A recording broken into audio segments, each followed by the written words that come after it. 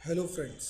सी plus plus language सीखने की series में आज हम देख रहे हैं लेक्चर 13 का पार्ट 2, जिसमें हम देखेंगे इनहेरिटेंस। इनहेरिटेंस का बेसिक हमने समझ लिया था कि इनहेरिटेंस क्या होता है, क्यों होता है, कब इसको करने की ज़रूरत पड़ती है। आज हम देखेंगे टाइप्स ऑफ इनहेरिटेंस। इनहेरिटेंस 5 तरह का होता है: single inheritance, multi level inheritance, multiple inheritance, hierarchical inheritance and hybrid inheritance. Single inheritance, सबसे पहले हम इसको देखते हैं। सिंगल इनहेरिटेंस को अगर ब्लॉक डायग्राम से समझें तो सपोज़ करिए कि ये क्लास ए है और क्लास ए पेरेंट क्लास है या कहीं बेस क्लास है और क्लास बी डिराइव्ड क्लास है। तो इसकी कोडिंग करेंगे हम कुछ ऐसे कि क्लास ए पहले डिफ़ाइन कर लेंगे, उसके बाद क्लास बी डिफ़ाइन करते वक्त इनहेरिटेंस का कोड लिखेंगे, जिससे कि मेंशन हो गया कि बी की पेरेंट क्लास ए है। ये कहलाता है सिंगल इनहेरिटेंस, जहाँ एक पेरेंट क्लास होती है और एक चाइल्ड क्लास होती है। मल्टी लेवल इनहेरिटेंस, जिसमें एक से ज़्यादा लेवल्स होते हैं, यानी एक क्लास ए है, उससे इनहेरिट होके क्लास बी बनती है, तो बी की पेरेंट क्लास ए है। सी क्लास की पेरेंट क्लास है बी, यानी एक ट्रांजिटिव रिलेशनशिप होता है। जो इनहेरिटेंस हुआ है ए से बी में, वो बी से सी में भी आ गया, मतलब सी के पास वो सारे मेंबर्स आ गए जो ए के हैं एज वेल एज बी के हैं। लेकिन हम ऐसा नहीं कहेंगे कि ए सी की पेरेंट है, हम ये कहेंगे सी की पेरेंट तो सिर्फ बी है, बी की पेरेंट ए है। तो ट्रांजिटिव रिलेशनशिप होने की वजह से सी के पास तीनों ही क्लास की चीज़ें होंगी। प्रैक्टिकल सिनेरियो में ऐसे कई एग्जाम्पल हो सकते हैं, जैसे एक क्लास है फर्नीचर, उसकी चाइल्ड क्लास हो गई डाइनिंग टेबल और उसकी चाइल्ड क्लास हो गई राउंड डाइनिंग टेबल। तो इस तरीके से राउंड डाइनिंग टेबल एक स्पेसिफिक केस है डाइनिंग टेबल का, और डाइनिंग टेबल एक स्पेसिफिक केस है फर्नीचर का। इसी तरीके से हम देखते हैं मल्टीपल इनहेरिटेंस। मल्टीपल इनहेरिटेंस में एक से ज़्यादा पेरेंट क्लासेस होती हैं, यानी कोई क्लास जब एक से ज़्यादा क्लासेस से मेंबर्स को इनहेरिट करता है तो उसे मल्टीपल इनहेरिटेंस कहते हैं। जैसे क्लास A1 और क्लास A2 दो क्लासेस हैं, इनका आपस में कोई रिलेशन नहीं है, लेकिन जो क्लास B है उसकी पेरेंट क्लास A1 भी है और A2 भी है। तो देखिए सिंटेक्स किस तरीके से लिखा है। जब एक से ज़्यादा पेरेंट क्लास होती है तो कॉमा से सेपरेट करते हैं, पर विजिबिलिटी मोड हर एक के लिए अलग अलग यूज़ होगा। Hierarchical inheritance. हायरार्किकल इनहेरिटेंस में एक पेरेंट क्लास है और कई सारी उसकी चाइल्ड क्लासेस हो सकती हैं, यानी क्लास ए हमने डिफाइन करी और जब क्लास B1 बना रहे तो उसकी पेरेंट क्लास है ए, और क्लास B2 बना रहे तो उसकी भी पेरेंट क्लास है ए। मैक्सिमम सिनेरियोज़ में आप हायरार्किकल इनहेरिटेंस देखेंगे। हायरार्किकल इनहेरिटेंस बहुत पॉपुलर है। जैसे हम एक क्लास बनाएं पर्सन, उसकी चाइल्ड क्लास होगी फैकल्टी स्टूडेंट, यानी एक फैकल्टी क्लास और एक स्टूडेंट क्लास, दोनों ही पर्सन, या हम बोलें व्हीकल तो 2 wheeler 4 wheeler, right. Hybrid inheritance जो पांचवा तरह का इनहेरिटेंस है, वो एक से ज़्यादा तरह के इनहेरिटेंस का मिक्सचर होता है। उसको हम सेपरेटली आगे के लेक्चर्स में देखेंगे। अब हम समझते हैं विजिबिलिटी मोड्स क्या होते हैं। विजिबिलिटी मोड्स यानी एक्सेस स्पेसिफायर तीन होते हैं: प्राइवेट, प्रोटेक्टेड एंड पब्लिक। जो ब्लॉक डायग्राम से हम क्लास को डिनोट कर रहे हैं उसमें तीन सेक्शंस हमने बनाए हुए हैं, पिछली स्क्रीन्स पे भी हमने बनाए थे। पहले वाले सेक्शन को हम कह रहे हैं कि प्राइवेट मेंबर्स हैं, दूसरे को प्रोटेक्टेड, तीसरे को पब्लिक। यानी एक क्लास के अंदर तीन तरह के मेंबर्स हो सकते हैं, या तो प्राइवेट या प्रोटेक्टेड और पब्लिक। किसी भी क्लास को जब हम बनाते हैं तो उसके दो तरह के यूज़र्स होते हैं। एक वो यूज़र जो आपकी क्लास का ऑब्जेक्ट बनाएगा। अब ज़रा आप बहुत ध्यान से सुनिएगा बात को। अगर आप कोई क्लास बना रहे हैं तो आप अपनी क्लास में किसी मेंबर को प्राइवेट बनाएंगे, किसी को प्रोटेक्टेड, किसी को पब्लिक। पर ऐसा क्या सोचकर बनाएंगे, यानी क्या सोचकर आपने तय किया कि इस मेंबर को मैं प्राइवेट बना दूँ। देखिए इसका सिंपल सा रूल है। आप समझ लीजिए कि आप जो क्लास बना रहे हैं ये एक प्रोडक्ट तैयार हो गया। अब इस क्लास को यूज़ कौन करेगा? इसको यूज़ वो करेगा जो इस क्लास का ऑब्जेक्ट बनाएगा। मैं उसको बोल रहा हूँ यूज़र वन।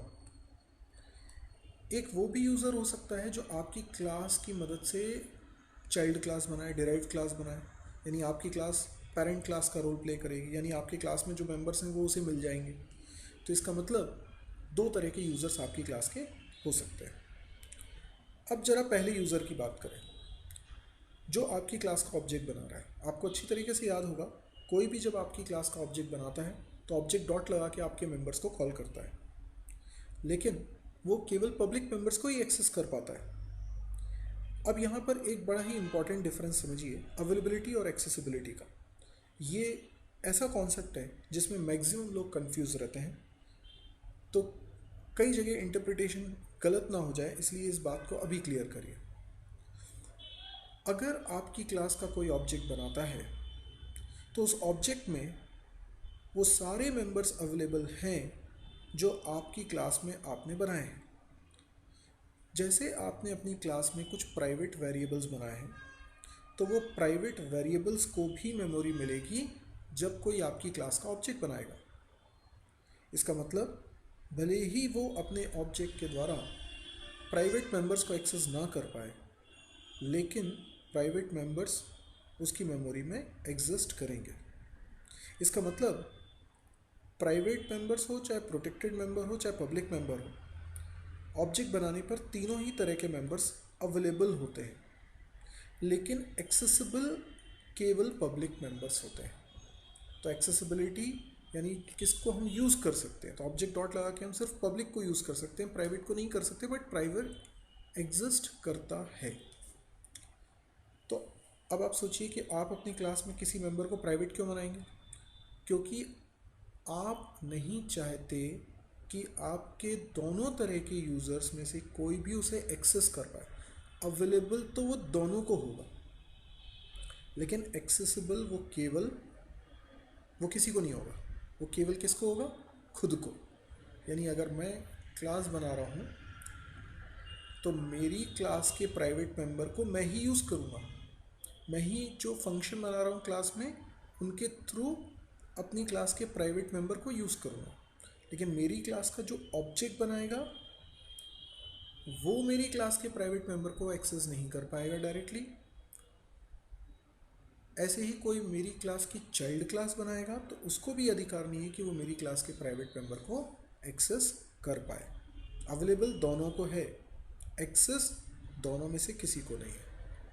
अगर आप अपनी क्लास में कुछ मेंबर्स को प्रोटेक्टेड बनाते हैं तो ये सोचकर बनाते हैं कि यूज़र वन को एक्सेसिबल ना रहे पर यूज़र टू को एक्सेसिबल रहे।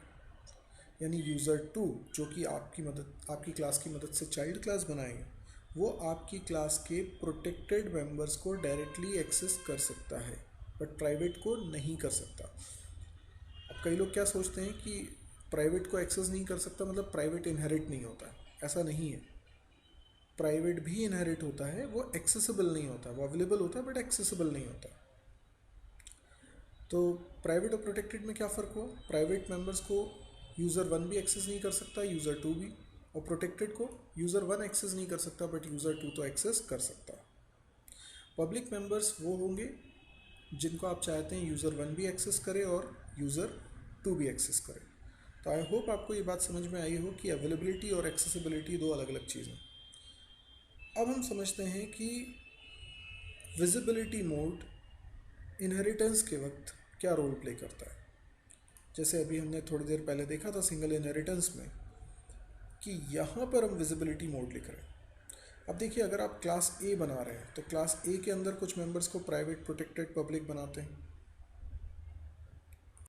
इसी तरह से जब आप क्लास बी बनाता है कोई, तो क्लास बी के अंदर भी कुछ मेंबर्स प्राइवेट, कुछ प्रोटेक्टेड, कुछ पब्लिक हैं। बनाने वाला ये सोचेगा जैसा आपने सोचा था क्लास ए को बनाते वक्त, वैसा ही क्लास बी बनाने वाला सोचेगा कि मेरी क्लास के कुछ मेंबर्स को मैं प्राइवेट बनाऊं, प्रोटेक्टेड बनाऊं, पब्लिक। क्योंकि जैसे आपके दो तरह के यूज़र हो सकते हैं, वैसे ही बी क्लास बनाने वाले के भी तो दो तरह के यूज़र्स हो सकते हैं, यूज़र वन और यूज़र टू।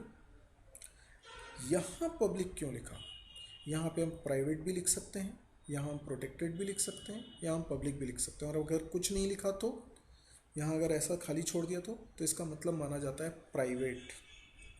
ओके, अब समझते हैं कि प्राइवेट लिखेंगे तो क्या है, प्रोटेक्टेड लिखेंगे तो क्या है, पब्लिक लिखेंगे तो क्या मतलब है, राइट।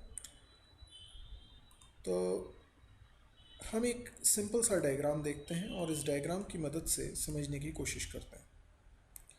मान लीजिए एक क्लास है, क्लास ए, और हम एक क्लास बना रहे हैं, क्लास बी, और इनहेरिटेंस करते वक्त विजिबिलिटी मोड लिखते हैं प्राइवेट। अब पहला वाला केस देखिएगा सिर्फ, जिसमें प्राइवेट लिखा हुआ है।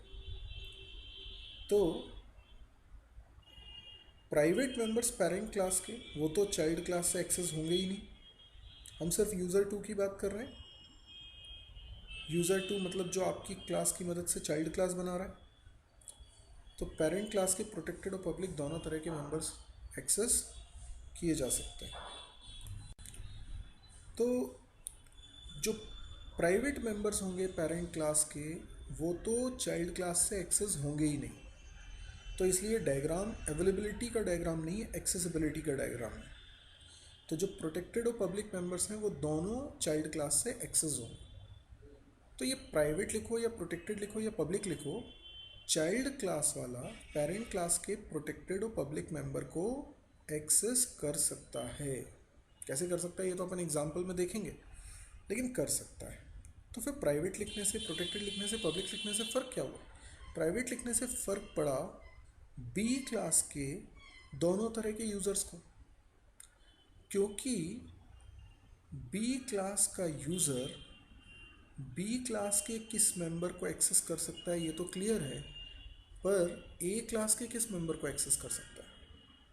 तो जो ए क्लास में प्रोटेक्टेड और पब्लिक मेंबर हैं वो बी क्लास के प्राइवेट मेंबर्स माने जाएंगे क्लास बी के यूज़र्स की नज़र में। यानी क्लास बी का यूज़र वन और यूज़र टू क्या सोच रहा होगा कि क्लास बी में कौन कौन है? प्राइवेट में वो तो है ही जो क्लास बी में लिखा है, वो भी है जो पेरेंट क्लास यानी ए क्लास के प्रोटेक्टेड और पब्लिक मेंबर हैं। ये दोनों भी कैसे माने जाएंगे? जैसे बी क्लास के प्राइवेट मेंबर हों। तो बी क्लास तो अपने मेंबर को एक्सेस कर ही सकता है ना, तो वो प्राइवेट मेंबर को एक्सेस कर लेगा। लेकिन बी क्लास का कोई यूज़र वन यूज़र टू वो नहीं एक्सेस कर पाएगा क्योंकि ये प्राइवेट मेंबर है। तो बी क्लास का कोई यूज़र बी क्लास के प्राइवेट मेंबर को एक्सेस कर सकता है क्या? नहीं। इसलिए क्लास ए के प्रोटेक्टेड और पब्लिक मेंबर को भी एक्सेस नहीं कर पाएगा। देखिए, क्लास ए में ये प्रोटेक्टेड मेंबर है, पब्लिक मेंबर है, पर मैंने क्लास ए का थोड़ी ऑब्जेक्ट बनाया। क्लास ए के यूज़र्स की बात नहीं कर रहा हूँ। क्लास ए के यूज़र्स के लिए ये प्रोटेक्टेड और पब्लिक मेंबर है। क्लास बी के यूज़र की नज़र में क्लास ए की चीज़ें क्या मायने रखेंगी, ये विजिबिलिटी मोड से पता चल रहा है। इसी तरीके से अगर विजिबिलिटी मोड प्रोटेक्टेड लिख दिया जाएगा तो क्लास ए के यानी पेरेंट क्लास के प्रोटेक्टेड मेंबर और पब्लिक मेंबर दोनों बी क्लास में प्रोटेक्टेड मेंबर बन जाएंगे। जबकि पब्लिक इनहेरिटेंस में क्या होता है, प्रोटेक्टेड मेंबर बनते हैं और पब्लिक मेंबर बनते हैं। इसको बहुत ध्यान से अच्छे से आप देखिए, इसको याद करने की कोशिश करिए। हम लोग फर्दर कुछ एग्जांपल्स भी करेंगे जिससे कि हमें और ज़्यादा ये क्लियर हो, लेकिन कॉन्सेप्ट वाइज ये इतना ही है। अभी आप सोचिए कि मैं क्लास बनाऊं ए, ऐसे क्लास बना ली मैंने ए, और क्लास ए के अंदर मैंने एक प्राइवेट वेरिएबल बना लिया ए, ठीक है। अभी क्लास बी जिसने पब्लिक इनहेरिटेंस किया, ठीक है, और इसमें मैं पब्लिक में एक फंक्शन बनाता हूँ void set डेटा, ठीक है, int x, और a के अंदर x की वैल्यू। पहले तो मुझे बताएं ये सही लिखा है या गलत। स्क्रीन पॉज करके देख लीजिए, ये गलत लिखा है। क्यों? क्योंकि क्लास बी जो कि चाइल्ड क्लास है, उसके अंदर हम क्लास ए के प्राइवेट डेटा को एक्सेस कर रहे हैं डायरेक्टली। क्लास ए में स्मॉल ए वेरिएबल प्राइवेट है, और अभी हमने पढ़ा कि किसी भी क्लास का प्राइवेट मेंबर केवल उसी क्लास से यूज़ हो सकता है, उसके किसी यूज़र के द्वारा नहीं। अब क्लास बी अगर मैं बना रहा हूँ तो मैं क्लास ए का यूज़र 2 हुआ, और मेरे को कोई अधिकार नहीं है कि मैं क्लास ए के प्राइवेट मेंबर को एक्सेस करूँ। हाँ, अगर ये प्राइवेट ना हो के प्रोटेक्टेड होता तो मैं एक्सेस कर लेता। अच्छा, ये जो पब्लिक लिखा है, ये पब्लिक से क्या फ़र्क पड़ा? कुछ नहीं, अभी कोई फ़र्क नहीं। पब्लिक लिखो, प्राइवेट लिखो, प्रोटेक्टेड लिखो, अभी कोई फ़र्क नहीं। फ़र्क पड़ेगा तब जब मैं बनाऊंगा मेन फंक्शन और इसमें बनाता हूँ बी क्लास का ऑब्जेक्ट। राइट, अभी मैं बी के ऑब्जेक्ट के द्वारा क्या एक्सेस कर सकता हूँ, क्या नहीं कर सकता हूँ, इस पर फ़र्क आएगा। तो देखिए, ए तो यहाँ लिख नहीं सकते, तो अपन एक काम करते हैं, यहाँ पर एक फंक्शन कॉल करेंगे। यहाँ पे मैं एक प्रोटेक्टेड फंक्शन बनाता हूँ, protected, okay, void set data, ठीक है, इधर के और ए में असाइन करते हैं के की वैल्यू। ठीक है, यहाँ से हम कॉल कर लेते हैं सेट डेटा फंक्शन को। ओके, सेट डेटा, नाम को चेंज कर दें, कन्फ्यूजन होगा नहीं तो। वैल्यू, तो अभी नाम सेम रख देंगे तो क्या होगा ये अपन बाद में कभी डिस्कस करेंगे। सेट वैल्यू, और इसमें एक्स की वैल्यू हमने पास कर दी। अभी इससे क्या होगा, यहाँ पर एक पब्लिक फंक्शन बनाया मैंने जिसने पेरेंट क्लास के प्रोटेक्टेड मेंबर को एक्सेस किया, तो कोई दिक्कत नहीं है, प्रोटेक्टेड मेंबर को तो एक्सेस कर सकता है। क्या obj डॉट सेट वैल्यू 4 ऐसा कॉल कर सकता हूँ? सोचिए ज़रा स्क्रीन पॉज करके कि ये पॉसिबल है या। देखिए, यहाँ पर पब्लिक इनहेरिटेंस हो रहा है। अब आप मेन फंक्शन की बात कर रहे हैं, तो आपने बी क्लास का ऑब्जेक्ट बनाया, तो आप यूज़र किसके हैं? बी क्लास के, बी क्लास के यूज़र हैं। क्या बी क्लास में सेट वैल्यू नाम का फंक्शन बना है? नहीं बना है। तो कहाँ बना है? ये तो ए क्लास में बना है। तो आपने ऑब्जेक्ट ए क्लास का थोड़ी बनाया, बी क्लास का बनाया, बी ए की चाइल्ड क्लास। ठीक है, तो हम ये जानने में इंटरेस्टेड हैं कि ये फंक्शन सेट वैल्यू जो ए क्लास में बना है वो बी क्लास का कैसा मेंबर है, यानी बी क्लास में वो प्राइवेट कहलाएगा, प्रोटेक्टेड कहलाएगा, पब्लिक कहलाएगा, ये पता चल जाए। तो क्योंकि ए में ये प्रोटेक्टेड है, पब्लिक इनहेरिटेंस करते हैं तो क्या होता है, पब्लिक इनहेरिटेंस करते हैं तो प्रोटेक्टेड मेंबर बनता है। ठीक है, तो इसका मतलब ये बी क्लास में भी प्रोटेक्टेड मेंबर रहेगा, set value function B class में भी प्रोटेक्टेड मेंबर रहेगा। तो जब आप बी क्लास के प्रोटेक्टेड मेंबर को कॉल कर रहे हो तो ये तो गलत है ना, क्योंकि यूज़र 1 प्राइवेट और प्रोटेक्टेड दोनों मेंबर्स को एक्सेस नहीं कर सकता, केवल पब्लिक मेंबर को एक्सेस कर सकता है। तो ऑब्जेक्ट डॉट लगा के हम सेट वैल्यू फंक्शन को कॉल नहीं कर सकते, ये एरर देगा।